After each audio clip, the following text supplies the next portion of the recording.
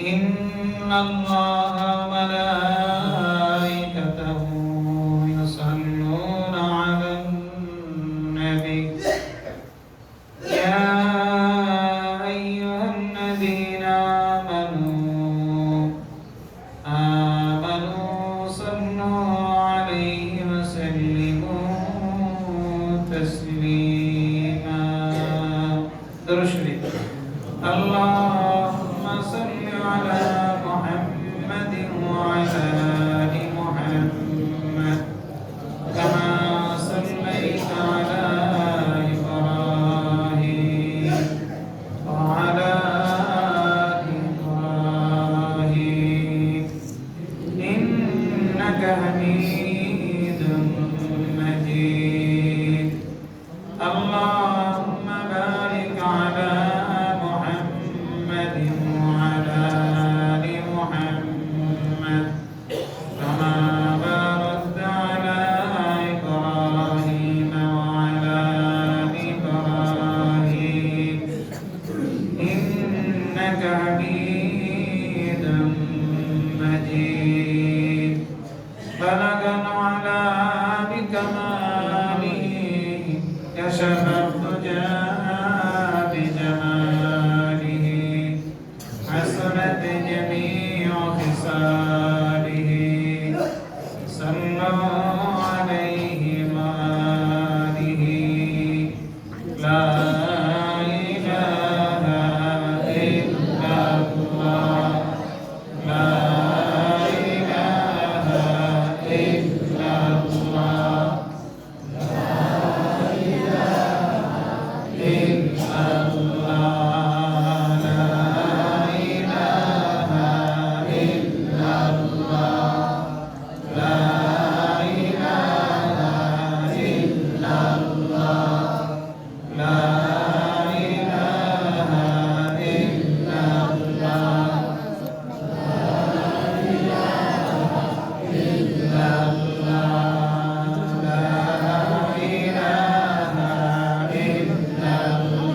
الله إلا الله لا إله إلا الله لا إله إلا الله لا إله إلا الله لا إله إلا الله لا إله إلا الله لا إله إلا الله لا إله إلا الله إلا الله لا إله إلا الله إلا الله لا إله إلا الله لا إله إلا الله محمد رسول الله صلى الله عليه وسلم. পবিত্র মাহে রমজান উপলক্ষে আয়োজিত 15 দিন ব্যাপী তাফসীরুল কোরআন মাহফিলের শেষ ভাগ এই বিদায়ের সময় 14তম রমজান আজকে আমাদেরকে বাদ-জোহর মাহে রমজানের এই গুরুত্বপূর্ণ সময়ে আল্লাহ আমাদেরকে সুস্থতার সাথে এই কোরআনের মাজমায় হাজির হওয়ার সুযোগ করে দিয়েছেন। আল্লাহ আমাদেরকে সুস্থ রাখছেন, ভালো রাখছেন। আমাদের মতো অনেক লোক হাসপাতালে আছেন। পঙ্গু হাসপাতালে গেলে 10 মিনিট থাকলেই বোঝা যাবে আল্লাহ আমাকে কত ভালো রাখছে। ঢাকা মেডিকেলে যে কয়েক মিনিট থাকলেই বোঝা যাবে আল্লাহ আমাকে কত ভালো রাখছে। আমরা এখানে যারা আছি আমাদের কিন্তু অনেক সমস্যা আছে। আমার নিজের হার্টের সমস্যা, জানেন আমি ওপেন হার্ট সার্জারি করা মানুষ। সাধারণত হার্টের সমস্যা হলে বক্তার আওয়াজ ছেড়ে দেয়, আর আমার পুরো শরীরটাই কাটাছে। ওপেন হার্ট সার্জারি করা মানুষ আমি। এখন আমার বিশ্রামে থাকার কথা ছিল, কিন্তু এটা আমার তৃতীয় মাহফিল চলতেছে আজকে। আমি জীবনের ঝুঁকি নিয়ে কথা বলি, যে কোনো সময় বয়ানরত অবস্থায় আমি বিদায় নিতে পারি, এটা আমি জানি, এটা হতে পারে। এটা জানার পরও আমি বয়ান তো আল্লাহ আমাকে যতটুকু সুস্থতা দিয়েছেন, আমার যেখানে বিছানায় থাকার কথা সেখানে আমি এখন মাইকের সামনে। তো আমাদের অনেকে হার্টের সমস্যা, ডায়াবেটিসের সমস্যা, অনেকে প্রেশার, অনেকে নানাবিধ সমস্যা আছে। এরপর আল্লাহ পাকের শুকর আদায় করব কেন? যে আল্লাহ পাক আমাকে অনেকের চেয়ে ভালো রাখছে। কথা বলে, কথা ঠিক না? অনেকের চেয়ে ভালো রাখছেন আল্লাহ, আমাদেরকে সুস্থ রাখছেন, ভালো রাখছেন। আল্লাহ আমাদেরকে রোজাদার অবস্থায় কোরআনের এই মজমায় আসার সুযোগ করে দিয়েছেন। এই জন্য আল্লাহ পাকের দরবারে শুকর আদায় করি, মহব্বত একটা আওয়াজ করি, বলে আলহামদুলিল্লাহ। পহেলা রমজান থেকে বাংলাদেশের যশস্বী আলেম, খ্যাতিমান আলেমদের জবানে কালামুল্লাহ শরীফের ও বিদগ্ধ আলোচনা আপনারা শুনেছেন। আগামীকালও আলেম ওলামাদের মহা মিলন মেলা হবে এখানে। এর মাঝখানে আমি সামান্য পরিসরে, আমার কোনো পুঁজি নাই, কিছুই নেই, একটা জিনিস, সেটা হলো আল্লাহ পাকের দয়া আর আপনাদের মহব্বত আর আন্তরিকতা। এই মহব্বতে ডাকে সাড়া দিয়ে আপনারা আমাকে ডাকেন, আমিও সাড়া দিই। এই ক্ষুদ্র পরিসরে কোরআনে তাফসীর করার কোনো যোগ্যতা আমার নাই, শুধুমাত্র এই কোরআনের আলোকে কিছু রচনা ধর্মী কথা বলা। আল্লাহ রাব্বুল আলামিন যেন আদমের জবান খুলে দেন। আল্লাহ যেন আমাদের জন্য যে কথাগুলো প্রয়োজন, যে কথাগুলো দ্বারা আমরা উপকৃত হব, যে কথাগুলো দ্বারা আমাদের আমল সমৃদ্ধ হবে, আল্লাহ সুবহানাহু ওয়া তাআলা যেন আদমের জবান দিয়ে বের করে দেন। সকলে বলেন আমিন। আমি আপনাদের সামনে কালামুল্লাহ শরীফের একটি পরিচিত সূরা তেলাওয়াত করেছি, যেটা আমরা সবাই জানি, আমরা নামাজের মধ্যে বারংবার তেলাওয়াত করে থাকি। কিন্তু কোরআন শরীফ এমন একটি বিষয়, এটা যতই তেলাওয়াত করবে, যতই শুনবে, কখনো বিরক্তি লাগবে না। একদম বারবার একটা পড়া জিনিস, এটা শুনলে নতুন মনে হবে। একেবারেই বারবার শুনতেছি, এটা শুনলে নতুন মনে হবে, কারণ এটা আল্লাহ পাকের কালাম।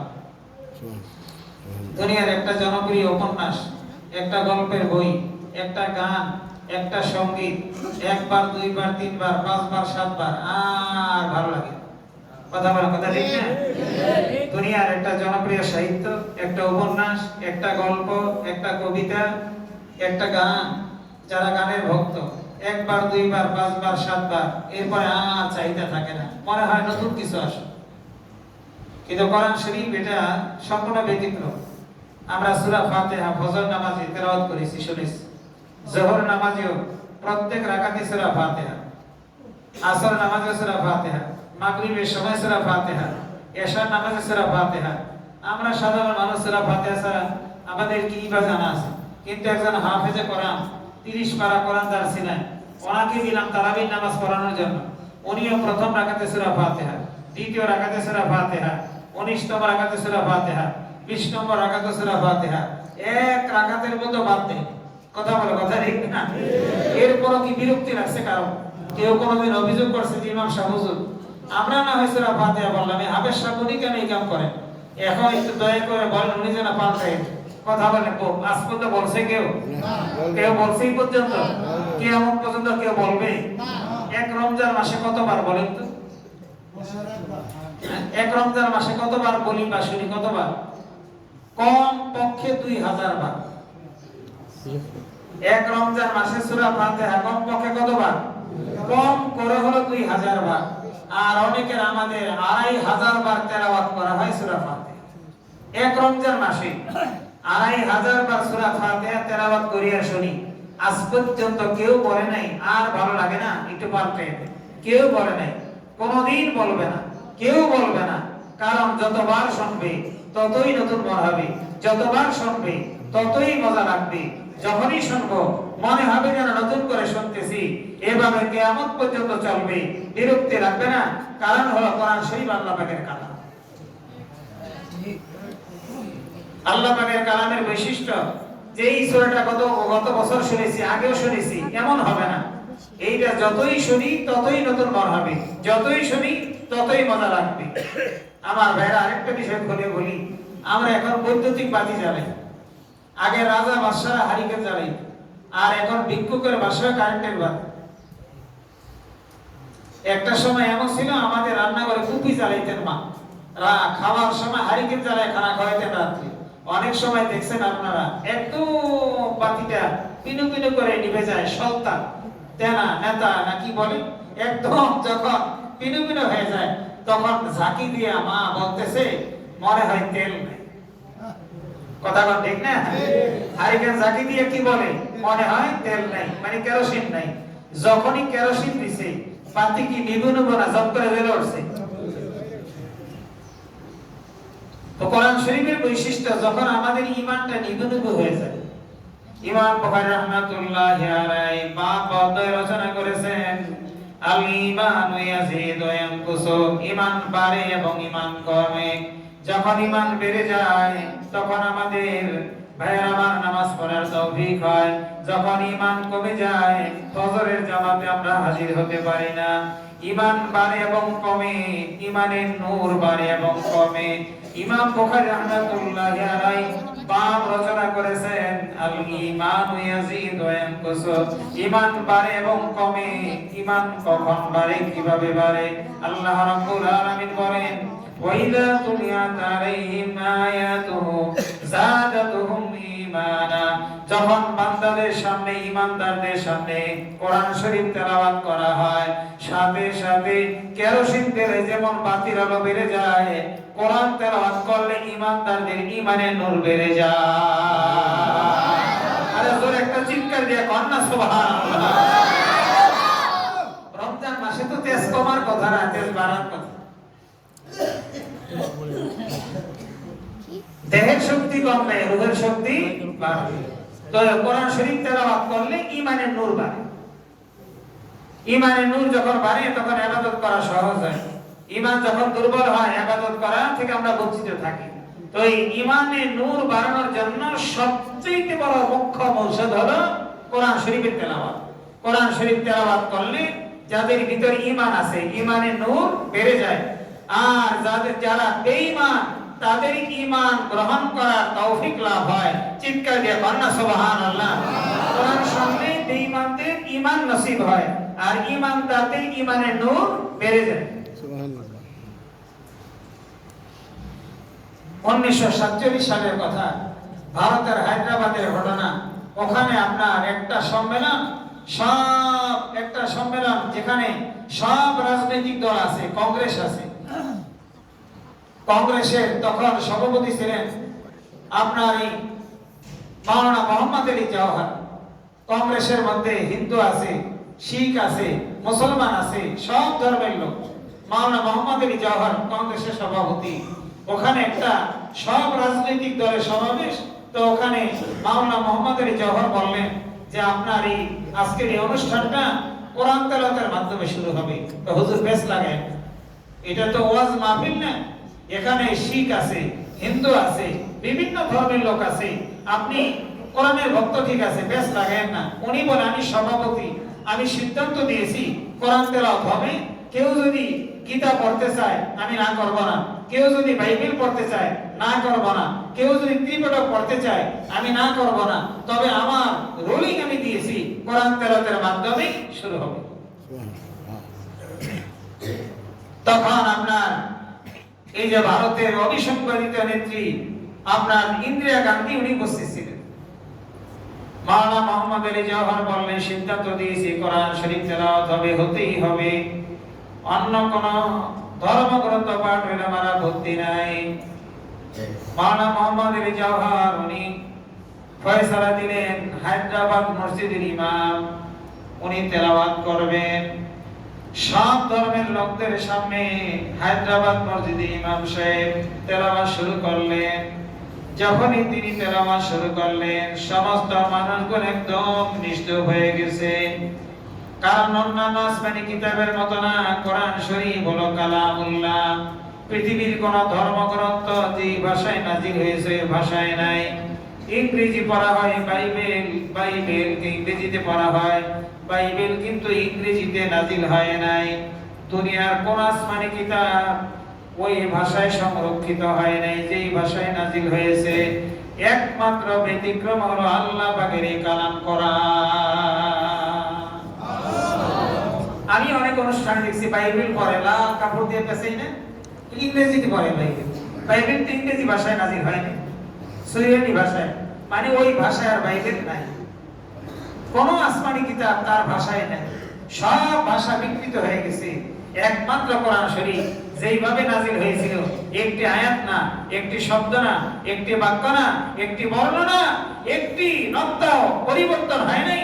যেইভাবে নাজিল হয়েছে ঠিক ওই আরবি ভাষায় আছে, কিয়ামত পর্যন্ত এভাবেই থাকবে। কোন ধর্মগ্রন্থ তার আপন ভাষায় নাই, একমাত্র ব্যতিক্রম আল্লাহ পাকের কালাম। কোরআন শরীফের অর্থ যেমন আল্লাহ পাকের শব্দ, আল্লাহ পাকের। ওই হায়দ্রাবাদ মসজিদের ইমাম আরবি ভাষী দাউদ ইব্রাহিম নাম তিনি তেলাওয়াত শুরু করলেন। টানা 20 মিনিট তেলাওয়াত করছেন। মাওলানা মুহাম্মদের জওহর বলে, যখন চক্ষু বন্ধ করে তেলাওয়াত করলেন, চোখ খোলার পরে দেখলাম ভারতের এই হিন্দু, বৌদ্ধ, খ্রিস্টান আর শিখ আর মুসলমান সবার চোখের কোণা দিয়ে পানি। এমনকি ভারতের অভিসম্পাদিত নেত্রী ইন্দিরা গান্ধী এত কান্না কাঁদছেন, তিনি কাঁদতে কাঁদতে স্টেজের মধ্যে বেহুশ হয়ে গেছে। এটা হলো আল্লাহ পাকের কালামের আকর্ষণ। যতই তেলাওয়াত করা হয় বিরক্তি লাগে না, কষ্ট লাগে না। যত বারবার তেলাওয়াত করা হয় নতুন মনে হয়, ততই মজা লাগে। যারা বেঈমান তাদের ঈমান গ্রহণ করার সুযোগ হয়ে যায়, আর তেলাওয়াতের মাধ্যমে ঈমানদারদের ঈমানের নূর বেড়ে যায়। এজন্য যেগুলো আমাদের শুনছি আগেও সব জানি, এরপরও কিন্তু মজা লাগবে। এখানে এমন একজন মানুষ নাই যে আমরা এই সূরাটা শুনি নাই, বারবার শুনেছি, বারবার তেলাওয়াত করেছি, এরপরও দেখবে ইনশাআল্লাহ মজা লাগে যদি আমরা হৃদয়ের কান দিয়ে শুনি। আউযু বিল্লাহি মিনাশ শাইতানির রাজীম। বিসমিল্লাহির রাহমানির রাহিম। ইন্না আনজালনাহু ফী লাইলাতিল কদর। আল্লাহ রাব্বুল আলামিন পবিত্র কালামুল্লাহ শরীফের সূরাতুল কদর রুকু হলো একটি আয়াত মাত্র 5টি। আল্লাহ বলেন, নিশ্চয় আমি কোরআনকে লাইলাতুল কদরে নাযিল করেছি। আমরা মনে করি শবে কদর, লাইলাতুল কদরের কারণে কোরআনের দাম বাড়ছে। আসলে কিন্তু বিষয়টা এমন না। লাইলাতুল কদরের কারণে কোরআনের দাম বাড়ে নাই। লাইলাতুল কদরের মর্যাদা বাড়ছে কোরআন নাযিল হওয়ার কারণে। কথা ঠিক না বেঠিক? লাইলাতুল কদরে কোরআন নাযিল হওয়ার কারণে রাতের দাম বাড়ছে। কোরআন যেখানে রাখবে ওইটার দামই বাড়বে। কোরআন শরীফ পড়ার পর একটা খালি পৃষ্ঠা দেখেন, লক্ষ্য করে প্রাণের ভাইয়ের আমার, এই যে খালি পৃষ্ঠা, কোন সূরা নাই, বৃহত্তম সূরা সূরাল বাকারা নাই, সূরাতুল আসর নাই, 3 আয়াতের সূরা নাই, 7 আয়াতের সূরা নাই, কোন আয়াত নাই, শব্দ নাই, বাক্য নাই, বর্ণ নাই, জের জবর নক্তা কিছুই নাই, কোন কিছুই নেই, একদম সাদা। তামাম দুনিয়ার উলামায়ে কেরাম একমত, এই সাদা পৃষ্ঠা বিনা ওযুতে স্পর্শ করা যাবে না। গোটা দুনিয়ার আলেমরা এই বিষয়ে একমত, এই পৃষ্ঠাটা বিনা ওযুতে স্পর্শ করা যাবে না। এটা একটা হোয়াইট প্রিন্ট। যদি নিউজ প্রিন্ট হতো, একদম নিম্নমানের কাগজ হতো, মাসালা কিন্তু একই। এই পৃষ্ঠা বিনা ওযুতে স্পর্শ করা যাবে না। এর চেয়ে অনেক দামি কাগজ রাস্তাঘাটে পায়ে পিষে ফেলে, এর চেয়ে অনেক দামি কাগজ আমরা ডাস্টবিনে ফেলে দেই, এর চেয়ে অনেক দামি কাগজ আমরা ভাইয়ের আমার পা দিয়ে পিষে ফেলি। এই কাগজের কি বৈশিষ্ট্য? বিনা ওযুতে স্পর্শ করা যাবে না। কারণ একটাই, এই কাগজটা যদিও মামুলি কাগজ, কিন্তু আল্লাহ পাকের কোরআন কালাম, কোরআনের সাথে লেগে আছে। কথা ঠিক না?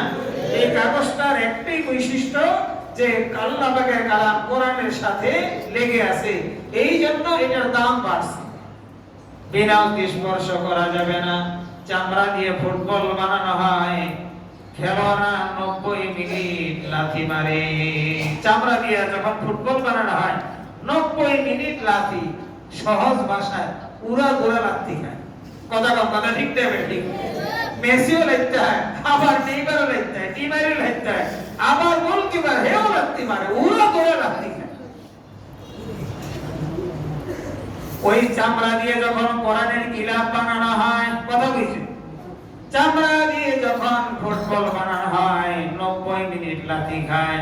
খেলা যদি অমীমাংসিত থাকে, আবার 15 মিনিট লাথি খায়, লাথি আর লাথি, এলোমেলো লাথি।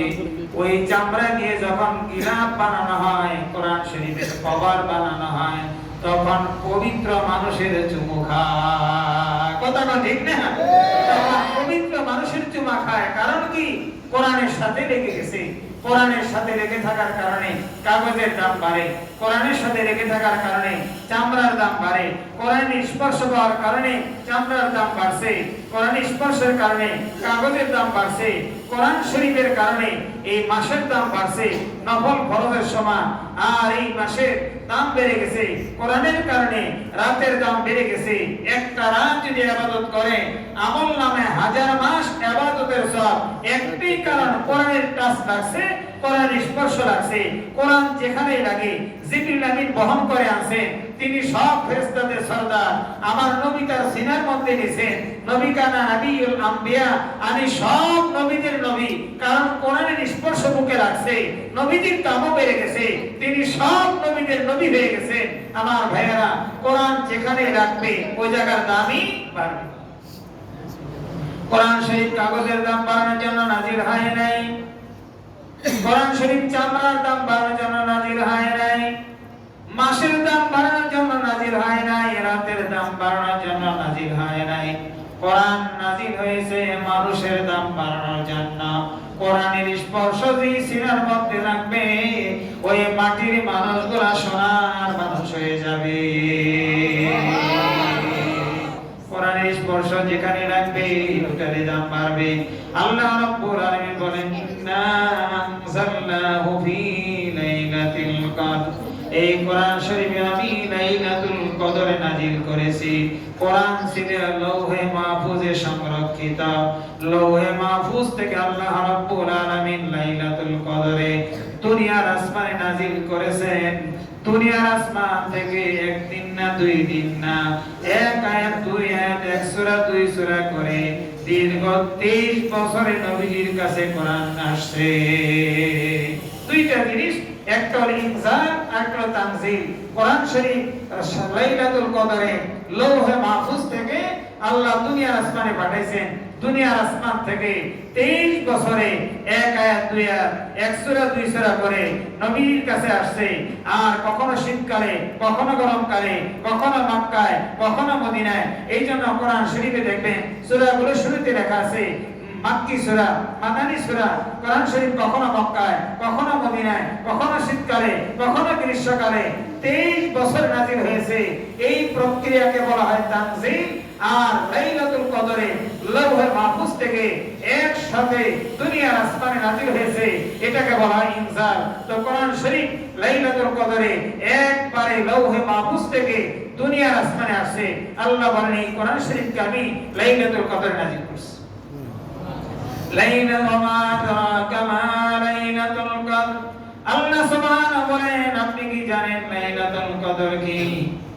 যেই রাতে আমি কোরআন নাযিল করলাম, লাইলাতুল কদরি খায়রুম মিন আলফি শাহর।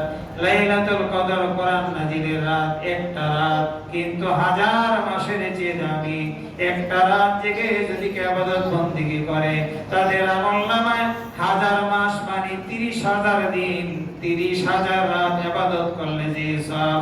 একটা রাত জেগে যদি ইবাদত বندگی করে, তাদের আমলনামায় 30,000 রাত, 30,000 দিন মানে 83 বছর 4 মাস একাধারে ইবাদত করার সওয়াব তাদের আমলনামায় জমা হয়ে যাবে।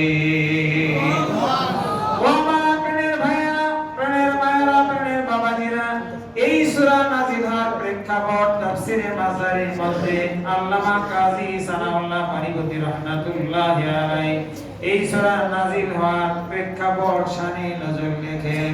আল্লাহ নবী একদিন গল্প করতেছিলেন, কাহিনী বলতেছিলেন। বনী ইসরাইলের একজন দরবেশ ছিলেন, যাকে আল্লাহ দীর্ঘ হায়াত দিয়েছিলেন। তিনি একাধারে 1000 মাস মানে 83 বছর 4 মাস রাত জেগে জেগে ইবাদত করতেন। একটা রাত তিনি বিছানার মধ্যে লাগান না। একাধারে 1000 মাস সারা রাত জেগে ইবাদত করছেন, একটা মুহূর্তের জন্য পিঠ বিছানায় লাগান নাই। কাজটা কি সহজ না কঠিন? কথা বলেন, সহজ না কঠিন?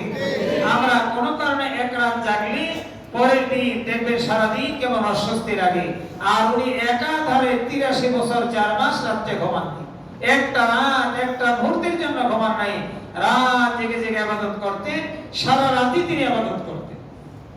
দিনের বেলা ময়দানে যেতেন, ময়দানে যখনই তিনি অবতীর্ণ হতেন দুশমনের দল তাদের ভিতরে আতঙ্ক তৈরি হয়ে যেত। ময়দানের সব দুশমন তাকে দেখলেই পালাইত। জীবনে কোনদিন জিহাদের ময়দানে পরাজিত হন নাই, কারণ সারা রাত জেগে জেগে তিনি আল্লাহ পাকের সাহায্য নিয়ে ময়দানে যেতেন। ময়দানে গেলে একজনও যা, শত জনতা, হাজার জনতা দেখলেই তারা পালাই যেত। ময়দানে জীবনে কোনদিন পরাজিত হন নাই।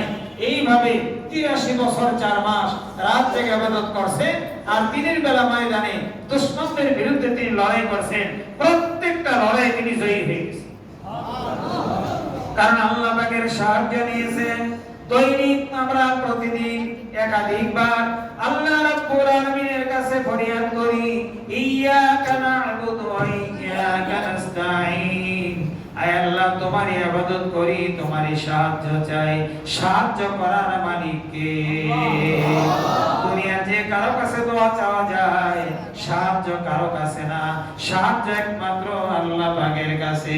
যখনই বিপদে পড়ে যাব, দুনিয়ার কোনো ব্যক্তির কাছে না, কবরে না, মাজারে না, সরাসরি সাহায্য চাবে আল্লাহ পাকের কাছে। নদীর মধ্যে ঝড় শুরু হয়ে গেছে, আমাবস্যার গুটগুটে রাত, প্রচন্ড ঢেউ, নৌকা লঞ্চ স্টিমার ডুবে ডুবে যায় অবস্থা। তখন বাবারে ডাকবো না, কাউকে ডাকবো না, সরাসরি আল্লাহ রাব্বুল আলামিনের সাহায্য নিব। প্রাণের ভাইয়ের আমার, দুনিয়ার কারো কাছে না, সাহায্য একমাত্র আল্লাহ পাকের কাছে। দুর্ভাগ্যের বিষয় অনেক আমরা কবর মাজারে যে সাহায্য চাই, কবর মাজারে যে সাহায্য চাওয়া যাবে না, কবর মাজারে কপাল লাগানো যাবে না, সিজদা দেওয়া যাবে না। কবর মাজারে সাহায্য চাওয়া, সিজদা দেওয়া হারাম। কবর মাজারের দিকে ফিরে নামাজ পড়া হারাম। মুসলমান নামাজ আদায় করবে কিবলার দিকে ফিরে, কথা ঠিক না বেঠিক? আল্লাহ নবী বলেন, লা তাজলিসু আলাল কুবুরি ওয়া লা তুসাল্লু ইলাইহা। সাবধান সাবধান, কবরে তোমরা বসবা না, হেলান দিয়ে বসবা না, জুতা পায়ে দিয়ে প্রবেশ করবা না, কবরে তোমরা নামাজ আদায় করবা না। মুসলমান নামাজ আদায় করবে কিবলার দিকে ফিরে, কবরের দিকে ফিরে না। ওই কবর মাজারে সাহায্য চাওয়া যাবে না। আল্লাহ কয়, বান্দা যত বড় বিপদে পড়ে যাও, সাহায্য আমার কাছে চাইবা।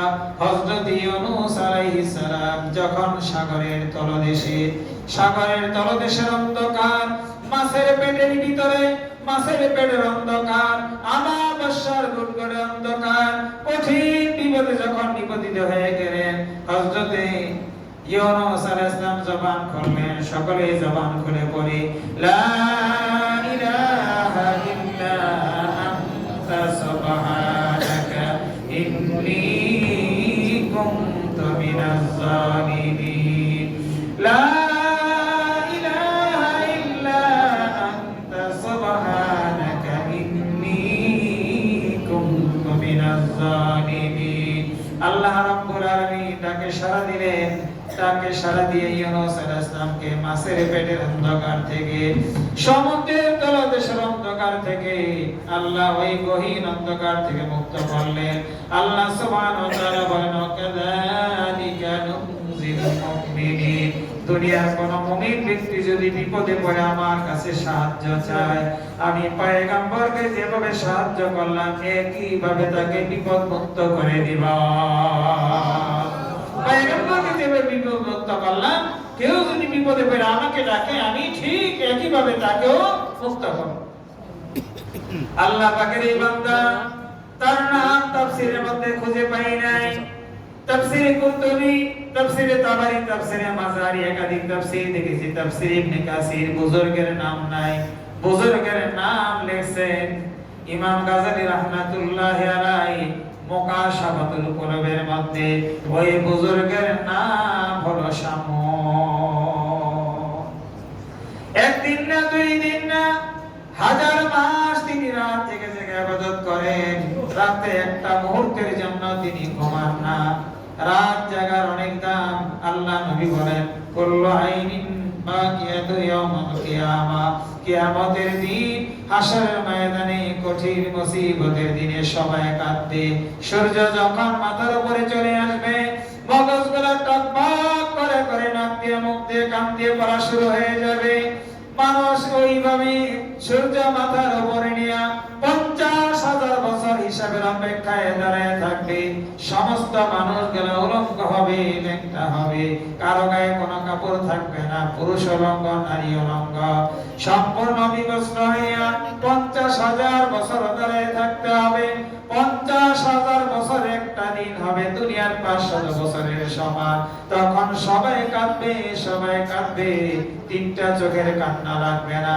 এক নম্বরে আইনুন সারাত ফি সাবিলিল্লাহ, যারা রাত জেগে জেগে ইবাদত করেছে, রাতের ঘুমকে হারাম করে ইবাদত করেছে, তাহাজ্জুদের নামাজ পড়েছে, রাত জেগে জেগে তারাবির নামাজ আদায় করেছে, আল্লাহ রাব্বুল আলামিন বলবে, সারা দিনের ক্লান্তির পরে তুমি ঘুমাও নাই, তুমি আরামের ঘুমকে হারাম করে রাত জেগে জেগে ইবাদত বন্দেগী করেছো, আমার ভয়ে রাত জেগেছো, আজকে তোমার কান্না লাগবে না, তুমি হাসতে হাসতে জান্নাতে চলে যাও। এইজন্য রমজান মাসে আমাদের সারা দিনের ক্লান্তির পর রাত জাগা দরকার আছে কি নাই? ভাইরা আমার, পরকালে ময়দানে মহাশরে আল্লাহ নবী বলেন, দুইটা জিনিস সুপারিশ করবে। এক নম্বরে রোজা সুপারিশ করবে, রব্বি ইন্নী মানাতু, আয় আল্লাহ তোমার বান্দাকে আমি খাইতে দেই নাই, পড়তে দেই নাই, পান করতে দেই নাই, রোজা সুপারিশ করবে।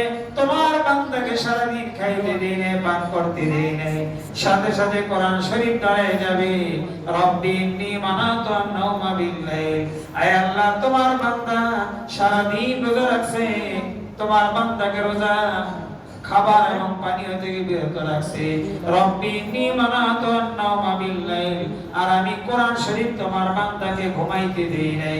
তোমার বান্দা রাত জেগে জেগে কোরআন তেলাওয়াত শুনেছে তারাবির নামাজের মধ্যে, আয় আল্লাহ তাহাজ্জুদের মধ্যে তেলাওয়াত করেছে, তোমার বান্দাকে ঘুমাতে দেই নাই, সারা রাত জেগে জেগে কোরআন তেলাওয়াত শুনছে, তেলাওয়াত করেছে, আমি কোরআন সুপারিশ করতেছি, আল্লাহ রাব্বুল আলামিন রোজা এবং কোরআনের সুপারিশ করে জান্নাতের ফয়সালা করে দিবে।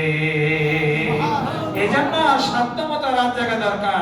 কিন্তু দুঃখের সাথে বলি, এখানকার অবস্থা জানি না, আমি যেখানে তারাবি করে দিচ্ছি, প্রথম তারাবি মানে সবাই আমরা 4 কাতার 5 কাতার আছি, যখন 20 রাকাত হয়ে যায়, তাকাই দেখি 4 কাতারে 3 কাতারই চলে গেছে, 1 কাতার আছে। এই প্রবণতা অনেক জায়গায় আছে। আপনার ধৈর্য করে না, কোরআন তেলাওয়াত না শুনে তারা চলে যায়, বিভিন্ন রকমের ভক্তি ফিকির করে তারা তারাবির নামাজকে 8 রাকাত 10 রাকাতে সীমাবদ্ধ করে। এইটা খুবই নিন্দনীয় একটা কাজ। কথা ঠিক না বেঠে? আসলে শরীর পূজা, যায় মোবাইল টিপবো, যায় ফেসবুক চালাইবো, মূল বিষয়টা হলো 8 রাকাত 12 রাকাত না, মূল বিষয় হলো এখানে ভালো লাগে না, সে ফেসবুক চালাবে, অথবা সে ঘুমায় থাকবে, অথবা গল্প করবে, অজুহাত দাঁড় করায়। আমার ভাইয়েরা, যদি আমরা কষ্ট করে হিম্মত করে 20 টাকা তারাবি আদায় করি, চোখটাকে কষ্ট দেই, আরামের ঘুম নষ্ট করি, হাসরের ময়দানে কোরআন বলবে, রব্বি ইন্নী মানাতু আন-নাওমা বিল-লাইল, আল্লাহ তোমার বান্দার আমি ঘুমাইতে দেই নাই, সারা দিনের ক্লান্তি, চোখে ঘুম আসছে, এরপর কোরআনের মায়া সে দাঁড়ায় ছিল, 20 টাকা তারাবি পড়ছে, শেষ রাতে তাহাজ্জুদের নামাজে আমাকে তেলাওয়াত করছে, তোমার বান্দারে আমি সুপারিশ করি, আল্লাহ কোরআনের সুপারিশ করে জান্নাতের ফয়সালা করে দিবে। চিৎকার দিয়ে কন্যা সুবহানাল্লাহ।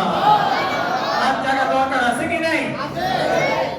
আমরা মোবাইল দেখা রাত কাটাই, ফেসবুক দেখা রাত কাটাই, ইন্টারনেট চালায় রাত কাটাই, অনেক যুবক আছে পর্নোগ্রাফি নিয়ে রাত কাটে। ওই বুজুর্গ উনি 1000 মাস পর্যন্ত সারা রাত জাগছে, মামুলি বিষয় না, কিন্তু সারা রাত জাগছে। দিনের বেলা ময়দানে গেলি দুশমনরা সব পালাইতো, কারণ তিনি রাতে আল্লাহ পাকের কুদরতি পায়ে সিজদা দিয়া তার সাহায্য নিয়া দিনের বেলা ময়দানে যাইতেন। মুসলমান কখনো অস্ত্রের বলে জয়ী হয় নাই, মুসলমান জয়ী হয়েছে ঈমানের বলে। এই রমজান মাসে 17 রমজান 1000 দুশমনের বিরুদ্ধে 313 জন বিজয়ী হয়েছিল। এটা তরবারির জোরে না, এটা হয়েছিল ঈমানের জন্য। গাজী সালাউদ্দিন আইয়ুবী রাহমাতুল্লাহি আলাইহি যখন খ্রিস্টান রাজা খ্রিস্টান রাজা রিচার্ডের বিরুদ্ধে ক্রুসেডে অবতীর্ণ হলেন, 1,00,000 খ্রিস্টান আর মুসলমানের সংখ্যা মাত্র 10,000। আটলান্টিক মহাসাগরের কিনারে তাদের মধ্যে লড়াই হবে। গাজী সালাউদ্দিন আইয়ুবী রাহমাতুল্লাহি আলাইহি 10,000 মর্দে মুজাহিদ নিয়ে আটলান্টিক মহাসাগরের কিনারে যে হাজির হয়ে গেলেন। একাধারে 10 দিন লড়াই হয়, জয় পরাজয় নির্ধারণ হয় না। রাজা রিচার্ডের বিরুদ্ধে, খ্রিস্টানের বিরুদ্ধে মুসলমান গাজী সালাউদ্দিন আইয়ুবী মাত্র 10,000 লোক নিয়ে ময়দানে গেছেন। আটলান্টিক মহাসাগর কিনারে 10 দিন যায়, জয় পরাজয় নির্ধারণ হয় না। খ্রিস্টানরা চিঠি লিখছে, আরো সৈনিক দরকার, আর 1,00,000 সৈনিক আসতেছে। ইউরোপ থেকে 1,00,000 সৈনিক জাহাজে করে আসতেছে। খ্রিস্টানের সংখ্যা 1,00,000, আরো 1,00,000 আসতেছে। মুসলমান কতজন? মুসলমান কতজন? খ্রিস্টান ময়দান আছে 1,00,000, আরো 1,00,000 আসতেছে জাহাজে করে। গাজী সালাউদ্দিন আইয়ুবী রাহমাতুল্লাহি আলাইহি যখন খবর পাইলেন আমরা 10,000, 1,00,000 খ্রিস্টানদের বিরুদ্ধে লড়াই করতেছি, আরো 1,00,000 খ্রিস্টান আপনার জাহাজে করে আসতেছে, উনি চিন্তা করলেন এখন বাহুর বলে হবে না, এখন বাহুর বলে হবে না, তরবারির বলে হবে না। উনি রাতের অন্ধকারে তাঁবুর মধ্যে নামাজে দাঁড়িয়ে গেছে। তাঁবুর মধ্যে দাঁড়িয়ে সারা রাত কাটাই দিলেন, একটা মুহূর্তের জন্য বিছানায় পিঠ লাগান নাই। গাজী সালাউদ্দিন আইয়ুবী রাহমাতুল্লাহি আলাইহি সারা রাত নামাজ আদায় করে, মোনাজাত করে চোখের পানি ফেললেন, চোখের পানি দিয়ে বুক ভাসাইলেন। রব্বে কারীম, 1,00,000 সৈনিক আমাদের ঘেরাও করে রাখছে, আমরা মাত্র 10,000। অস্ত্র শস্ত্র নাই বললেই চলে, ওরা আধুনিক অস্ত্র মরণাস্ত্র নিয়ে প্রস্তুত 1,00,000, আর 1,00,000 সৈনিক জাহাজে আসতেছে, আমাদের কি অবস্থা হবে? সারা রাত নামাজ আদায় করে চোখের পানি ফেললেন, বিছানায় পিঠ লাগান নাই। সকালবেলা যখন বের হবেন, একজন দরবেশ পাশ দিয়ে যায়, কয় সালাউদ্দিন তোমার চোখের কোনায় পানি কেন? আমরা মুসলমান মাত্র 10,000, 1,00,000 সৈনিক ঘেরাও করে রাখছে, আর 1,00,000 সৈনিক জাহাজে করে আসতেছে। এই জন্য আল্লাহ পাকের কাছে আমি চোখের পানি ফেলে কাঁদলাম, সারা রাত জেগে জেগে চোখের পানি ফেলেছি। কয় ঘটনা সত্য, আমিও জানি, আর 1,00,000 সৈনিক জাহাজে আসতেছে। তবে একটা খবর শোনো, তোমার রাত জাগা চোখের পানিতে ওই খ্রিস্টানদের বহনকারী জাহাজ ডুবে গেছে।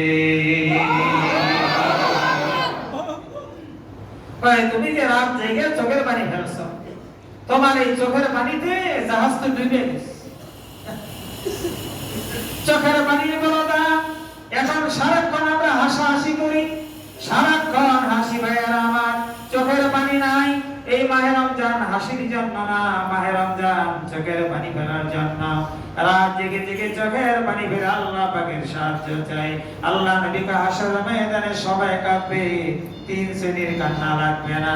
আইনুন সারাত ফি সাবিলিল্লাহ, 1 নম্বরে যারা রাত জেগে জেগে ইবাদত বন্দেগী করে। গাজী সালাউদ্দিনকে বলে 1,00,000 সৈনিক আসবে সত্য, কিন্তু তোমার চোখের পানিতে ওই জাহাজ ডুবে গেছে। গাজী সালাউদ্দিন আইয়ুবী রাহমাতুল্লাহি ময়দানে গেলেন, উনি খবর পাইলেন আসলেই 1,00,000 বহনকারী খ্রিস্টানদের জাহাজ গত রাতে ডুবে গেছে। 3 শ্রেণীর মানুষ হাসরের ময়দানে কাঁদবে না। সূর্য যখন মাথার উপরে আসবে, সূর্যের তাপে নবাবগুলা করে করে নাক দিয়ে কান দিয়ে মুখ দিয়ে পড়া শুরু হয়ে যাবে। 3 শ্রেণীর কান্না লাগবে না। 1 নম্বরে যারা রাত জেগে জেগে ইবাদত করে। 2 নম্বর আইনুন গাজাতান মাহারিমিল্লাহ, যেই চোখ দ্বারা অন্যায় দৃশ্য দেখে নাই, খারাপ দৃশ্য দেখে নাই, বেগানা নারীর দিকে তাকায় নাই, যেই চোখ দিয়ে মোবাইলের পর্নোগ্রাফি দেখে নাই, ইচ্ছা করলেই মোবাইল করে অনেক দৃশ্য দেখতে পারতো, দেখে নাই। ভাইয়েরা আমার, আল্লাহ বললেন যুবক তোমার চোখের হেফাজত করেছ, তোমার চোখ দ্বারা তুমি অন্যায় দৃশ্য দেখো নাই, পরনারীর দিকে কামাল কাম ভাব নিয়ে তাকাও নাই। আজকে কঠিন মুসিবতের দিনে তোমার চোখকে কাঁদতে দিব না। 3 নম্বরে ওয়াইলুন ইয়াখরুজু মিনাদ দুবাবু মিন খাশিয়াতিল্লাহ, যারা হাত তুলে মোনাজাত করে, জিকিরের মাহফিলে কোরআনের মজমায় বসে নামাজ আদায় করে। যদি কেউ চোখের পানি ছেড়ে দিয়েছে, অনেক পানি না, 1 ফোঁটা পানি মাছির মাথা পরিমাণ যদি চোখের কোণা দিয়ে গড়ে পড়ে, আল্লাহ বলবেন তুমি আমার ভয়ে কেঁদেছো, তুমি নামাজ পড়ে কেঁদেছো, জিকির করে কেঁদেছো, তেলাওয়াত করে, আজকে আর তোমার আমি কাঁদতে দিব না, হাসতে হাসতে জান্নাতে চলে যাও। ও আমার প্রাণের ভাইয়ারা, ওই দরবেশের নাম শামুন। 1000 মাস পর্যন্ত রাত জেগে জেগে ইবাদত, সারা রাত নামাজ আদায় করে চোখের পানি ফেলেছে। ময়দানে গেলে রাত্রে বেলা চোখ দিয়ে পানি বের হতো, আর ময়দানে গেলে চোখ দিয়ে বারুদ বের হতো। রাত্রে চোখের পানি আর দিনের বেলা ময়দানে চোখ দিয়ে বারুদ বের হয়। কাফের আর দুশমনের দল দেখলেই তারে পালায় যায়। এখন তারা চিন্তা করলো, আমরা একজনও পারি না, 100 জনও পারি না, 1000 জনও পারি না, উপায় কি আছে? তখন একজন বলল, একটা পদ্ধতি খোলা। শয়তান বলল, ওনার সাথে একজনও পারবা না, 100 জনও পারবা না, 1000 জনও পারবা না, 1,00,000 জনও পারবা না, একটা রাস্তা খোলা, তার স্ত্রীকে তোমরা হাতের মুঠোয় আনতে পারবে। মা তারাকতু বাদি ফিতনাতুন হিয়া আযররু আলা রিজালি মিনান নিসা। আল্লাহ নবী বলেন, চলে যাই, তোমাদের জন্য সবচেয়ে বড় পরীক্ষার জিনিস রেখে গেলাম নারী। নবী বলেন, আমি দুনিয়া থেকে চলে যাইতেছি, তোমাদের জন্য সবচেয়ে বড় পরীক্ষার জিনিস রেখে গেলাম নারী, মহিলা। কোরআন শরীফের ইন্না কাইদাশ শাইতানি কানা দাঈফা, শয়তানের চক্রান্ত দুর্বল। আল্লাহ নবী বলেন, আলহামদুলিল্লাহিল্লাযী রাদ্দা কাইদাশ শাইতানি ইলাল ওয়াসওয়াসা। আল্লাহ পাকের শুকর আদায় করি যে আল্লাহ শয়তানের চক্রান্তকে ওয়াসওয়াসা পর্যন্ত সীমাবদ্ধ রাখছে। শয়তান আমাদের চক্রান্ত করতে পারে, শয়তান আমাদের কুমন্ত্রণা দিতে পারে, শয়তান কোনোদিন আমাদেরকে খারাপ কাজ করতে বাধ্য করতে পারে না। শয়তানের চক্রান্ত দুর্বল। আর আল্লাহ রাব্বুল আলামিন বলেন, ইন্না কাইদাকুন্না আযীম, নারীর চক্রান্ত ভয়ানক।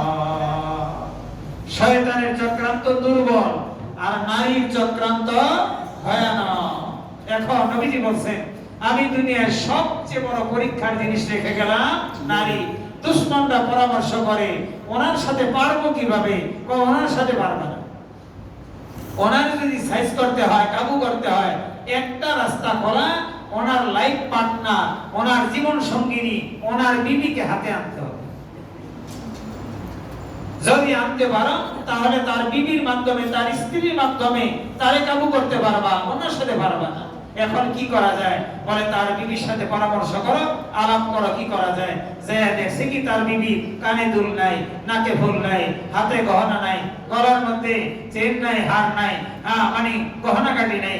যে এখন বলতেছে, হারে তোমার স্বামী এরকম একটা বীর পুরুষ, ওনার সাথে আমরা 1000 জন সৈনিক পারি না, আর তোমার নাকে ফুল নাই, তোমার কানে দুল নাই, তোমার গলায় হার নাই, তোমার হাতে ব্রেসলেট নাই, তোমার স্বামী বুঝি তোমারে ভালো জানে,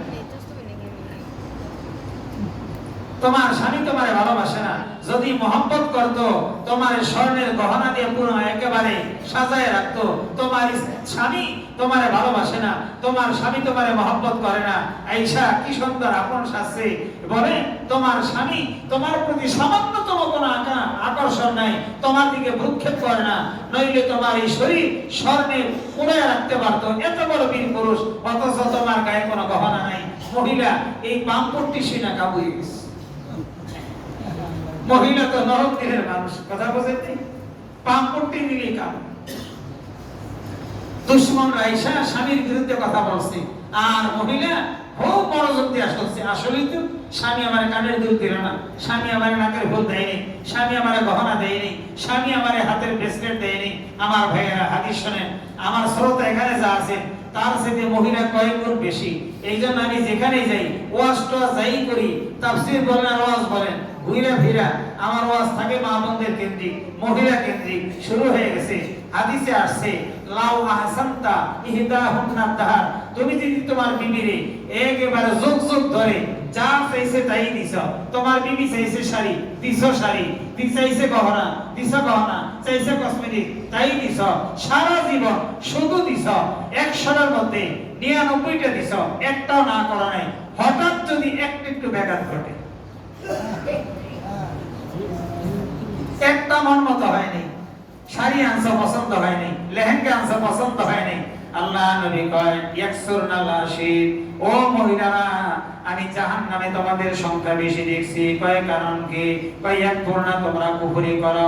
কয় ইয়াকফুরনা বিল্লাহ, ইয়া রাসূলুল্লাহ আমরা কি আল্লাহর সাথে কুফরি করি? কয় না। ইয়াকফুরনাল আশির, স্বামীর সাথে কুফরি করো, স্বামীর অকৃতজ্ঞ।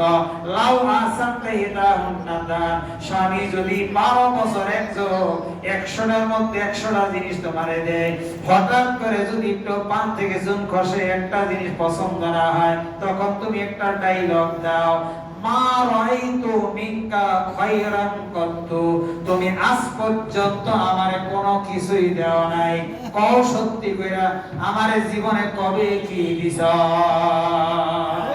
খালি আমি নিকে সংসার করলাম।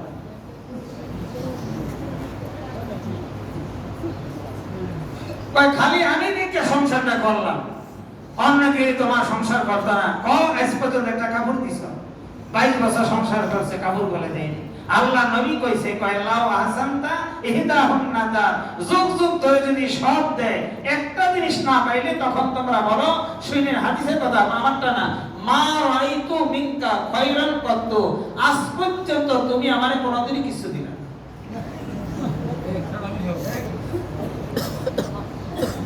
কও কবে কি দিছ? জীবনটা তামা হয়ে গেল তোমার সাথে সংসার করে। এখন আইসা এই মানে আপনার দুশমনেরা কয়, তোমার এই কানে দুল নাই, তোমার নাকে ফুল নাই, তোমার গলার মধ্যে হার নাই, তোমার হাতে ব্রেসলেট নাই, তোমার স্বামী বীর বাবা, হাজার হাজার মানুষের বিরুদ্ধে লড়াই করে, ইচ্ছা করলে স্বর্ণ দিয়ে মুড়ে ভালাইতে পারতো, কিছুই দেয় নেই। মহিলা কথা ঠিকই তো। এখন যখন বলছে হ্যাঁ ঠিকই তো, তখন চিন্তা করছে এখনই কাজ করা যায়। বলে আমরা তোমাকে স্বর্ণ দিব, যা লাগে দিব। কয় ভরি? কয় ভরি না। কয় তোলা? কয় তোলা না। কয় কেজি? কয় কেজিও না। 80 ভরিতে 1 কেজি। এখন আপনার এই 1 ভরির দাম কত? প্রায় 2.5 লক্ষ 3 লক্ষ টাকা। এখন চিন্তা করেন, কয় ভরিও না, তোলাও না, গ্রামও না, শেরও না, কেজিও না। কয় কি? কয় তোমার বাসা বড় একটা ডেক আছে না, অনেক মেহমান আসবে, ডেকের মধ্যে রান্না করো, 1 ডেক স্বর্ণ দিই।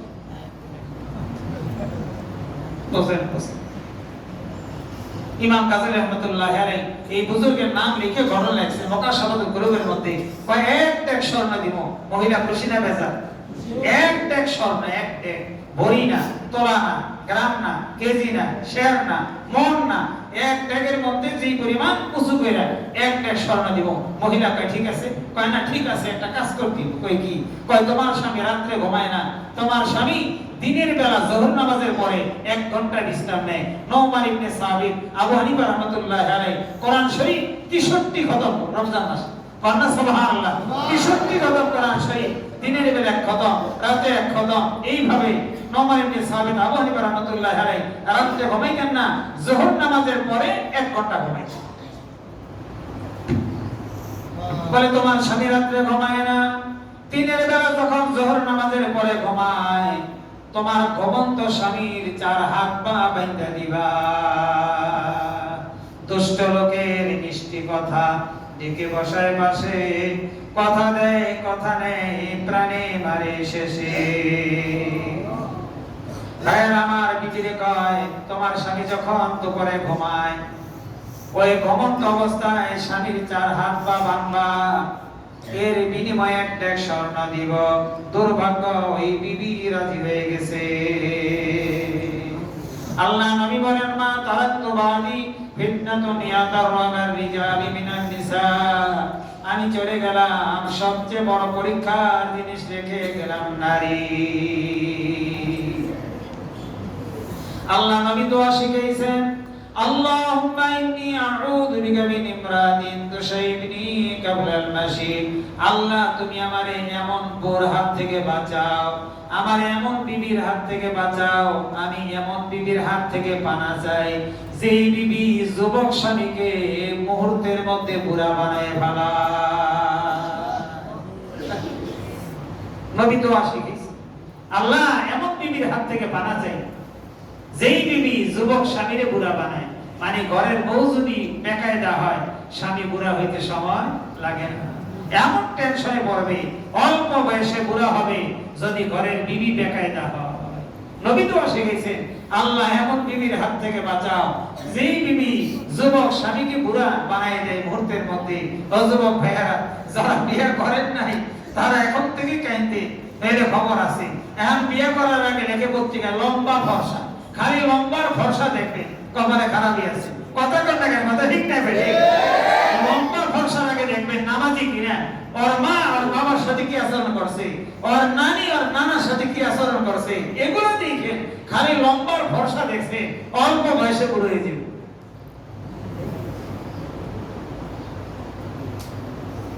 এখন বলে একটা স্বর্ণ দিব, বিনিময়ে তোমার স্বামীর 4 হাত পা ভেঙে দিবা। কি দেখতে হবে দিয়ে নবীজি বলেন, তাজাওয়াজুল ওয়াদুদ আল ওয়ালুদ, লম্বার ফর্সা না, দুইটা জিনিস দেখতে হবে। তাজাওয়াজুল ওয়াদুদ আল ওয়ালুদ মানে যেই মহিলা স্বামী সোহাগিনী, কথা বুঝেন নি, খরখরা মহিলা বিয়ে করবেন না। হাদিসে আসছে তাজাওয়াজুল ওয়াদুদ আল ওয়ালুদ, যুবকরা বুঝো, নবীজি বলেন তারে বিয়ে করবা যার মধ্যে প্রেম প্রীতি ভালোবাসা বেশি। কয় বুঝুন কেমনি? বুঝবা ওর মা ওর বাপের সাথে কেমন করে, ওর নানির খবর নিবা, ওর খালার খবর নিবা, এরপরে বুঝবা ওর মধ্যে প্রেম আছে কিনা, ভালোবাসা আছে কিনা।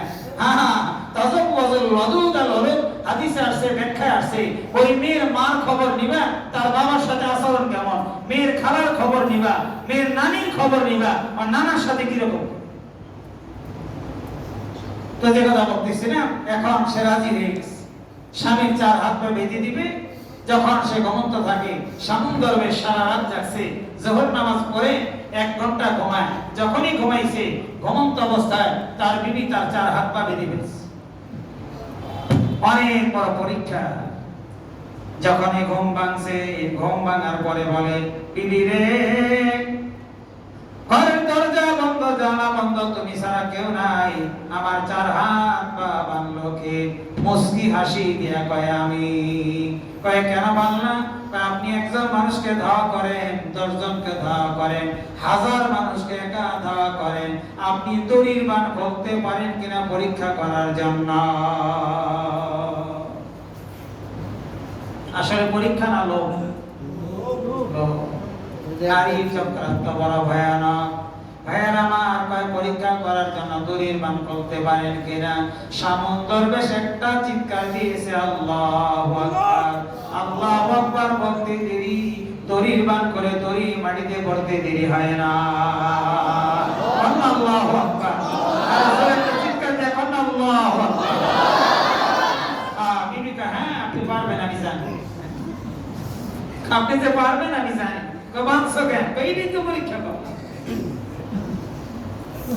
দুশমনরা বাড়ি ঘেরাও করে বলছে, তোমার স্বামীরে দাও, 1 ব্যাগ স্বর্ণ প্রস্তুত, স্বামীরে দাও, তোমার এই স্বর্ণের ব্যাগ নাও।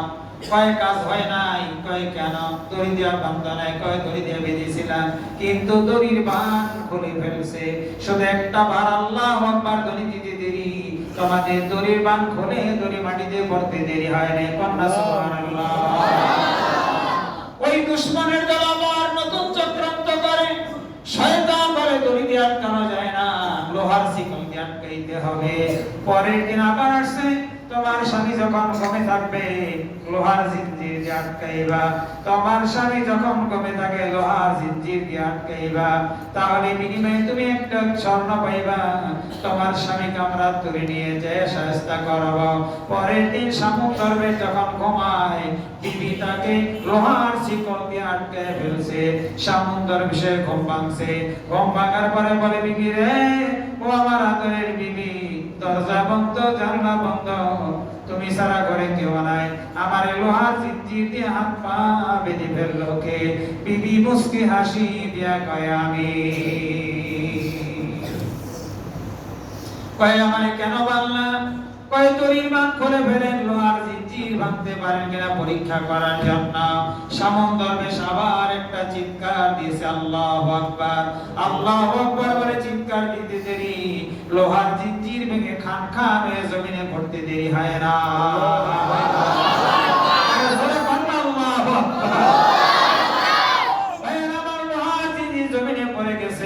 দুশমন দল বাড়ি ঘেরাও করে কয়, স্বামীরে দাও লোহা। স্বামীরে দাও, আর এই স্বর্ণের ডেক নাও। কয় স্বামীরে দিতে পারবো না, বস্তা ভরে লোহার শিকলের টুকরা নিয়ে যাও। আমার স্বামী খান খান করে ফেলছে, দুশমনরা কিন্তু আবার নতুন ষড়যন্ত্র বলে তোমার স্বামীকে যে কোনো মূল্যে চাই। আমরা হাজার হাজার মানুষ ময়দানে টিকি না, তোমার স্বামীরে খুন করতে না পারলে আমরা ময়দানে কোনোদিন জয়ী হতে পারবো না। একটা কাজ করবা, এইবার আবার তোমার স্বামীরে দিবা। কয় লোহার জিঞ্জির ভাঙে তরি করে ফেলে কেমনে দিব? কয় এখন কাজটা তোমারই করতে হবে।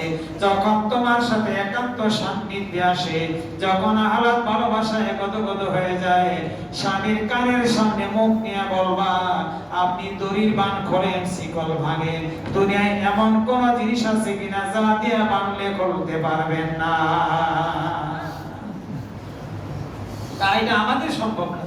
কাজ তোমাকেই করতে হবে, তুমি পারবা। যখন হালাত ভালোবাসা প্রেম প্রীতি যখন একাকার, যখন সে খুব কাবু হয়ে যায়, একান্ত সান্নিধ্যে যাবে, তখন তুমি কানে কানে জিজ্ঞেস করবা, স্বামী দুনিয়াতে এমন কিছু আছে কিনা যা দিয়ে মানলে খুলতে পারবেন না? পরের দিন সমুদ্রে যখন বিবির সাথে আলাপচারিতা করতেছে, মহব্বত ভালোবাসা একদম একাকার, তখন বলে স্বামী হাজার হাজার মানুষ ময়দানে টিকে না, তো আপনি দড়ি ছিঁড়ে ফেলেন, লোহার জিঞ্জির খুলে ফেলেন। দুনিয়াতে এমন কিছু আছে যা দিয়ে মানলে খুলতে পারবেন না? আছে। কি আছে বলেন? বলা যাবে, এটা বলা যাবে না। কি দিয়ে মানলে খুলতে পারবে না, এটা বলা যাবে না। এখন কান্না শুরু করছে। কান্দকে কান্দ না, কি করব? আপনি বিশ্বাসই করেন? হাওয়া করে বিবি কাঁদে, কয় কাঁদো কেন বিবি, কাঁদো কেন? আপনি তো আমারে বিশ্বাস করেন না। জীবন দিলাম, যৌবন দিলাম, সব দিলাম, আমার জীবন যৌবন সব সঁপে দিলাম, আপনি আমারে বিশ্বাসই করেন না, এই জন্য কাঁদি। কয় বিবি কান্না বন্ধ করো। কয় কান্না বন্ধ হবে না। কয় বিবি বলবো, আমি শুনবো না। ষোলকলা কারে কয় আমি বলবো, কি দিয়া বানলে খোলা যাবে না? কয় না, আমি শুনবি তো। সমন্দরে বারবার বলে, শোনো, মনোযোগ দাও, কান আমি শুনবো না। ভাইয়ের আমার এমন ফনিতা, এমন সালাকলা শুরু করছে। সমন্দরে বিবিরে বিশ্বাস করে রাখবা, আমি বলবো, সত্যি বলবো। তার আসল গোপন ব্যাগ বিবিরে বলে দিছে। আল্লাহ নবী বলেন কিয়ামতের আলামত, কয়েকটা আলামত শুনেন। অশরিবাতিল খুমর, কিয়ামতের আগে মাদকে সয়লাব হয়ে যাবে। 2 নম্বর, ওয়া তারাজুল ইমরাতাহু ওয়া কাম্মা, কিয়ামতের আগে যুবকেরা বউরে বিশ্বাস করবে, মারে বিশ্বাস করবে না। কিয়ামতের আগে যুবকেরা বউরে বিশ্বাস করবে, মাকে বিশ্বাস করবে না। বউর কথা মানবে, মার কথা মানবে না। বউর হুকুমে চলবে, মার হুকুম মানবে না। বিদেশ যাবে, গেছে ট্রাভেলস এজেন্সিতে, কয় 2টা অ্যাকাউন্ট কর, বিদেশ যাইবা 2টা অ্যাকাউন্ট। ও চিন্তা করে বাপ মা নামে করলে আউট আউট করে সব খেয়ে নি। বিয়ে করছে 1 সপ্তাহ আগে বিয়ে করছে। এখন বউর নামে 2টা অ্যাকাউন্ট করছে, কইরা বিদেশ গেছে, যাই টাকা বাড়াইছে, স্বর্ণ গহনা বাড়াইছে। বাস্তব কথা বলি, দোহারের ঘটনা, 80 ভরি স্বর্ণ, 40 লক্ষ টাকা পাঠাইছে।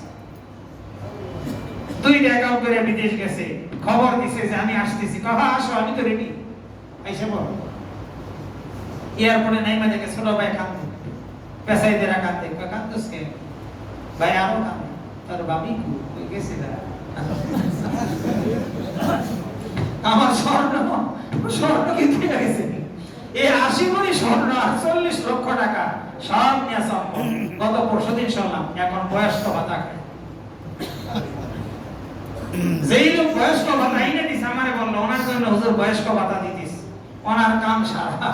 ওই যে বউরি বিশ্বাস করে 80 ভরি স্বর্ণ 40 লাখ টাকা বাড়াইছে, সব নিয়ে সম্পদ। বাইরে জিগে কই স্বর্ণ, কই মিলে টাকা, কই তাও দিস, কিছু রাখে না সব। কিয়ামত আলামত, যুবকরা বউরে বিশ্বাস করবে, মারে বিশ্বাস করবে। ওই সমুদ্রের দেশ বলে, বিবি শোনো, এমন একটা জিনিস আছে আমারে বাংলা আমি করতে পারবো না। কয় কি? কয় দুনিয়ার কোন দড়ি না, শিকল না, দুনিয়ার কোন লোহার তালা না, আমার মাথার মধ্যে লম্বা লম্বা চুল আছে, ওই শরীরে লম্বা চুল রাখা হইয়াছিল। আমার মাথা থেকে 4টা চুল কাইটা যদি 4 হাত পা বাঁধে আমি করতে পারবো না। আমার মাথার মধ্যে লম্বা লম্বা চুল আছে, 4টা চুল কাইটা যদি আমার হাত পা বাঁধে ওই বান আমি করতে পারবো না।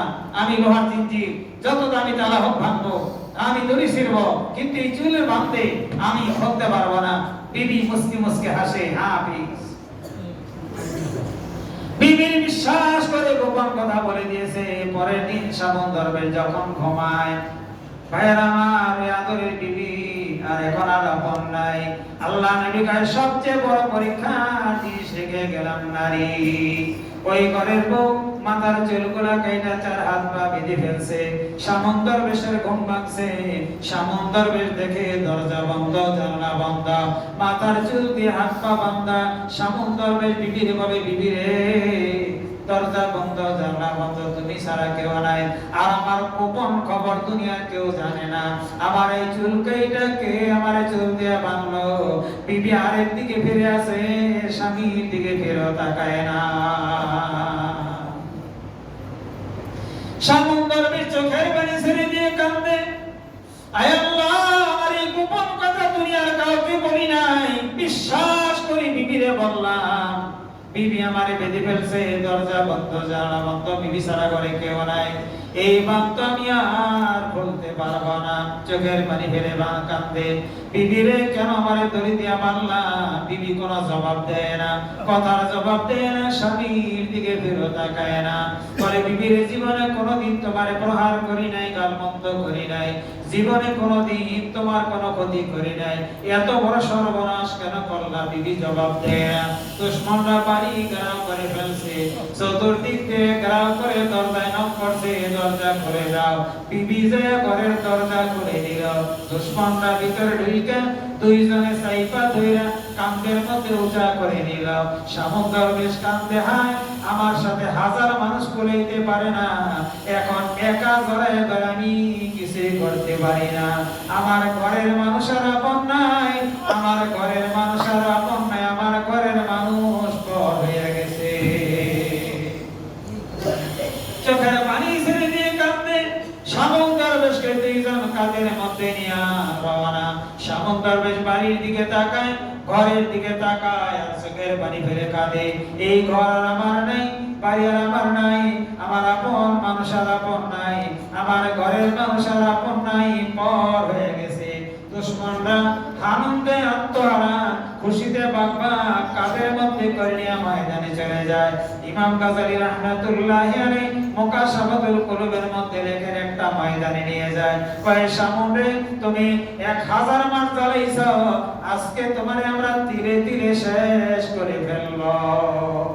শামুন দরবেশকে ময়দানে নিয়ে বিশাল একটা লোহার খাম্বা, ভাইয়ের আমার 80 গজ দৈর্ঘ্য, 80 গজ প্রস্থ, 80 গজ পুরো একটা খাম্বার সাথে বাঁধছে।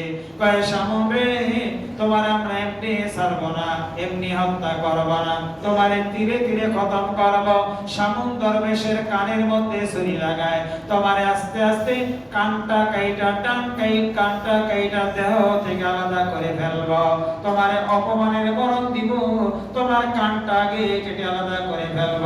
শামুন দরবেশের কানের মধ্যে ছুরি চালায়, ফিনকি দিয়ে রক্ত ঝরে।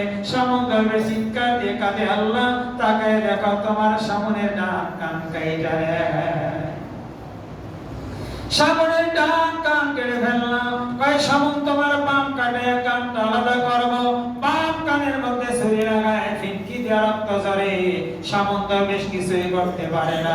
1000 মানুষ যার সাথে পারে না, এখন অসহায়, কারণ 4 হাত পা বাঁধা, ওই বিবি তারে চোখ দিয়ে বেঁধে ফেলছে, করতে পারে না। প্রাণের ভাইয়েরা আমার, ডান কান কেটে ফেললাম। কয়েকবার তোমার নাকের মধ্যে ছুরি চালাবো।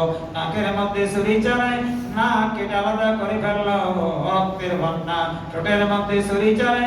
শামুন দরবেশ কাঁদে, রব্বে কারীম, আর কলিজায় বানায় না, আর কষ্ট সইতে পারি না। 1000 মাস পর্যন্ত রাত্রে ঘুমায় নাই, সারা রাত জেগে জেগে সিজদায় পড়েছিলাম। রব্বে কারীম, তোমার কি একটু মায়া লাগে না? তোমার সামনে ডান কান নাই, বাম কান নাই, নাক কাটছে, ঠোঁট কাটছে, তোমাকে একটু মায়া লাগে না? আল্লাহ কয় জিবরিল আমিন জলদি করে যাও, আর বিলম্ব নাই।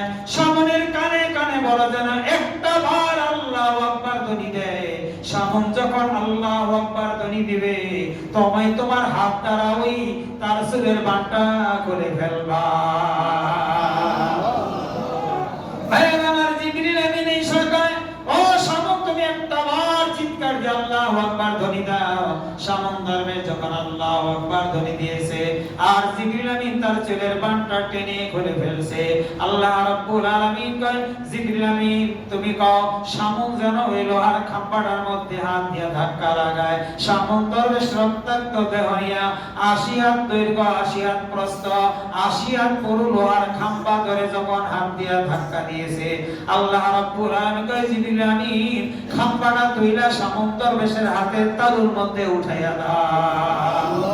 সামন দরবেশ ৮০ হাত দৈর্ঘ্য, ৮০ হাত প্রস্থ, ৮০ হাত পুরু লোহার খাম্বা হাতের মধ্যে নিয়ে কয় দুশমনের দল, আয় কার মার বুখারি করবি, আয় কে বিবির বিধবা করবি, আয় কে সন্তান এতিম করবি, আয় ময়দানে সামনে গাইতে লাগলেন। আল্লাহ নবী যখন এই ঘটনা বললেন, সাহাবায়ে বললেন ইয়া রাসূলুল্লাহ আমাদের হায়াত কম, আমাদের গায়ে শক্তি কম, আমরা হায়াত পাই কম, গায়ে শক্তি কম, এক রাত জাগলে পরের দিন আমরা ঘুমে কাবু হয়ে যাই। ইয়া রাসূলুল্লাহ যখন আমলকে ওজন করা হবে, আমলকে ওজন করা হবে, সামনের আমল এক পাল্লায় দেয়া হবে, আমাদের আল্লাহ আমাদের আমলগুলো একই পাল্লায় দেয়া হবে। ইয়া রাসূলুল্লাহ সামন দরবেশের আমলের পাল্লা অনেক ভারী হবে, আমাদের কি উপায় হবে? আল্লাহ নবী কয় আল্লাহ রাব্বুল আলামিন তোমাদেরকে এমন একটা রাত দিয়েছেন, কোরআন নাজিলের রাত লাইলাতুল কদর, একটা রাত জেগে যদি ইবাদত করো, সামন দরবেশ 1000 বার জেগে যত নেক পেয়েছে, একটা রাত কোরআন নাজিলের রাত জেগে যদি ইবাদত বندگی করো, তোমাদের আমলনামায় সামনের 1000 মাসের ইবাদতের সওয়াব তোমাদের লাইলাতুল কদর এক রাতে তোমাদের আমলনামায় জমা হবে। সেই রাত হলো রমজান মাসের শেষ দশকের বেজর রাত। আমরা 27-এর অপেক্ষায় থাকি, দুর্ভাগ্য নবী বলেন তাহাররু লাইলাতুল বদরি মিনহা, রমজানের শেষ 10 দিনের বেজর রাতে তালাশ করো। 21-এর রাত, 23-এর রাত, 25-এর রাত, 27-এর রাত, এমনকি 29-এর রমজান, 29-এর রাতও লাইলাতুল কদর হওয়ার সম্ভাবনা তাফসীরের মধ্যে আছে। কোন কোন মুফাসসির কেরাম বলেন এক এক বছর এক একটা রাতে শবে কদর হতে পারে, কোন বছর 21-এর রাত, কোন বছর 27, কোন বছর 23, কোন বছর 29-এ রাত্রেও শবে কদর নিহিত আছে। এই জন্য আমাদের কাজ হবে রমজানের শেষ 10 দিনের প্রত্যেকটা বেজর রাতে ইবাদত করা। কথা ঠিক না বেঠিক? অনেক যুবক আছে প্রথম 5 দিন তারাবি পড়ছে, আর খবর নাই, আবার আসবে 21-এ খবর নাই, 23-এ খবর নাই, আবার আসবে 27-এ রাতে। কথা বলে এরকম পাবলিক আছে কি নাই? এরা বোকা বোকা, চরম বোকা। তুমি যে 27-এ রাতে আসলা, 21 তারিখ শবে কদর চলে যেতে পারে, 23 তারিখ শবে কদর চলে যেতে পারে, 25 তারিখে শবে কদর চলে যেতে পারে, 29-এ শবে কদর হওয়ার সম্ভাবনা আছে। ওয়াল্লাহ বেরিয়ে ভাইয়ের আমার বেরিয়ে বাবা যারা তাফসীরের মধ্যে আসছে, শবে কদর এক এক বছর এক এক রাতে হতে পারে। এই জন্য রমজানের শেষ 10 দিন রাত জেগে জেগে ইবাদত করা। আল্লাহ নবীজি রমজান মাস ছাড়া অন্য সময়ে বিবিদের ঘুমের মধ্যে ডিস্টার্ব করতেন না, কিন্তু রমজান আসবে, রমজানের শেষ দশকে বিবিদেরকে টাইনা উঠাই দেন, জাদ্দা সাদা মিজারো আল্লাহ নবী কোমরে গামছা বাঁধতেন, বিবিদেরকে টাইনা উঠাইতেন। এখন আর ঘুমানো যাবে না, কারণ রমজানের শেষ দশক শুরু হয়ে গেছে। এই জন্য ভাইয়েরা রমজানের শেষ দশকে আমরা বেশি বেশি করে লাইলাতুল কদরের অন্বেষণে ইবাদত বندگی করব। আম্মা আয়েশা রাদিয়াল্লাহু বলেন ইয়া রাসূলুল্লাহ হাবিবাল্লাহ, যদি আমি লাইলাতুল কদর পাই ফাবিমা আমি কোন দোয়া পড়ব? আল্লাহ নবী বললেন লাইলাতুল কদরের মধ্যে তোমার কাজ হবে বেশি বেশি করে দোয়া পড়া। আল্লাহুম্মা ইন্নাকা আফুউন তুহিব্বুল আফওয়া ফাআফু আন্নি, আল্লাহ তুমি ক্ষমাশীল, মেহেরবানি করে তুমি ক্ষমা করো, কারণ তুমি ক্ষমা করতেই পছন্দ করো। শবে কদরের সবচেয়ে বড় কাজ হবে গুনাহ মাফের জন্য আল্লাহ পাকের কাছে চোখের পানি ফেলে কাঁদা। ও আমার প্রিয় ভাইরা বাবাজিরা, ওই রমজানের 60 দশকে যদি নিজেকে গুনাহমুক্ত না করতে পারি, আমাদের জীবনের কানাকড়ি মূল্য নাই।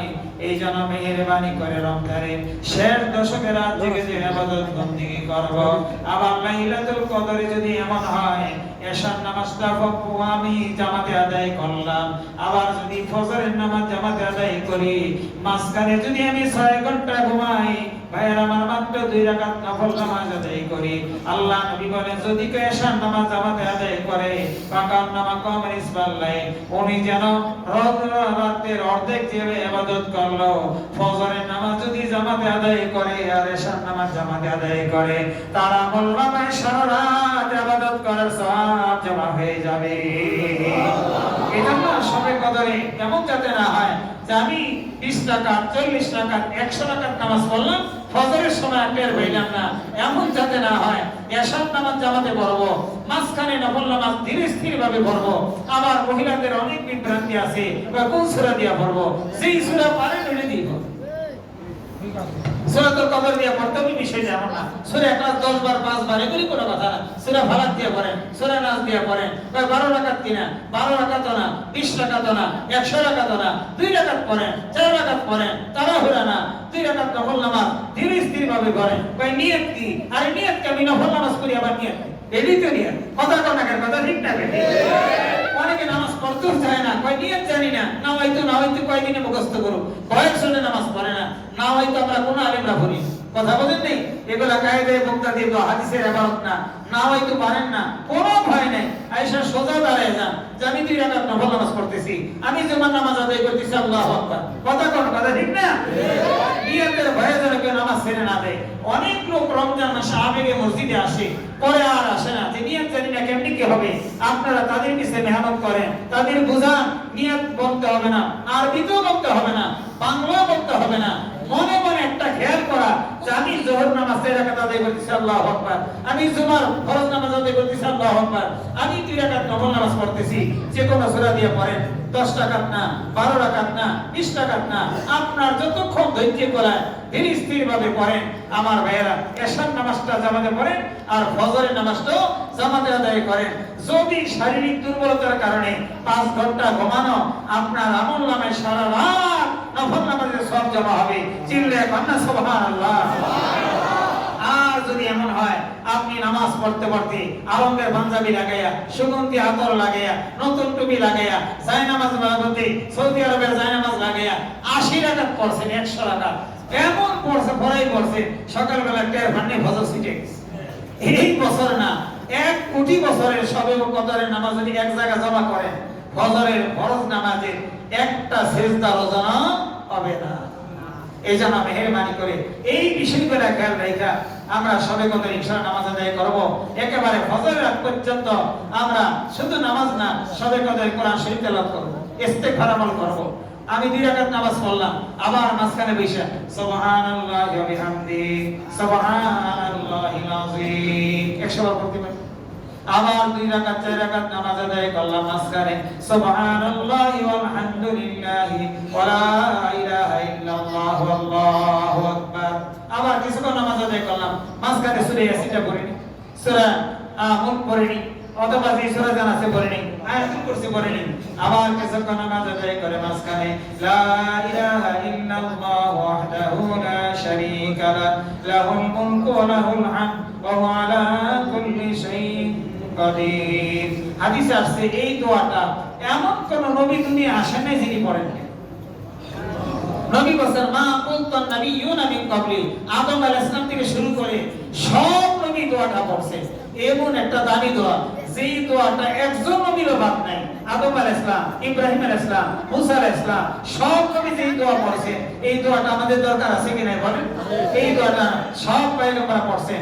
আমরা ইনশাআল্লাহ নামাজ পড়লাম, মাঝখানে দোয়াটা কিছুক্ষণ পড়লাম, 100 বার ইস্তেগফার আমল করি, 100 বার দরুদ শরীফ পড়ি, কোরআন শরীফ তেলাওয়াত জানি না, মুখস্থ সূরাগুলো পড়ি। এইভাবে যখন দেখবেন দিলটা নরম হয়ে গেছে, তখন আপনি হাত করে চোখের পানি ফেলে আল্লাহর কাছে শেষ রাতে কাঁদেন, আল্লাহ পিছনের জীবনে কত নামাজ কাজা হয়ে গেছে, আল্লাহ আমি বন্ধু বান্ধবের খপ্পরে ঘরে নেশাগ্রস্ত হয়েছিলাম, আমি পরকীয়ায় লিপ্ত ছিলাম, সব গুনার কথা মনে কইরা নিজেরটা নিজে বলেন আল্লাহকে। শুধু ইমাম সাহেবের পরে নির্ভর না করে, যখনই আবেগ আসবে, যখনই মনে করবেন এখনই হাত তুলে চোখে পানি আসবে, সাথে সাথে হাত তোলেন। আরবি জানেন না, বাংলায় বলেন, একটা বার শুধু বলেন আল্লাহ আমার ভুল হয়েছে, আমি নামাজ কাজা করছি, আমি ব্যভিচার করছি, আমি পরকীয়া করছি, আমি নেশা করছি, ভুল করছি, আর করব না, মাফ করে দাও। আল্লাহ কয় তোরে খালি মাফ করলাম না, তুই যে 50 কোটি গুনাহ করছস, সব গুনাহ মাফ, তোরে 50 কোটি নেক বোনাস হিসেবে দিয়ে দিলাম।